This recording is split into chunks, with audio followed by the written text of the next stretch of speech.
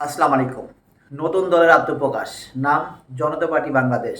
Chairman Ilias Kanchan, secretary Shawkat Mahmud. তার পরের স্থানে রয়েছেন গোলাম সারোয়ার মিলন। আপনি যদি এই তিনজনের অতীত দেখেন তাহলে দেখতে পারবেন নানা বেকায়দায় এদের অতীত ভরা।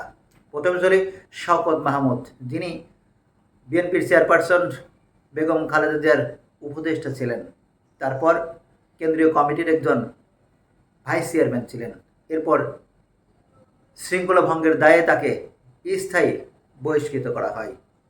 অন্যদিকে গোলাম সারোয়ার মিলন, যিনি অন্তত তিনটা দলের সাথে যুক্ত হয়েছেন, একটা একটা একটা তার মানে এই এই ধরনের ব্যক্তিদের দিয়ে কিভাবে সততা, নিষ্ঠা এবং সদিচ্ছার রাজনৈতিক দলের আত্মপ্রকাশ ঘটানো সম্ভব, এটা আমার কাছে বোধগম্য নয়।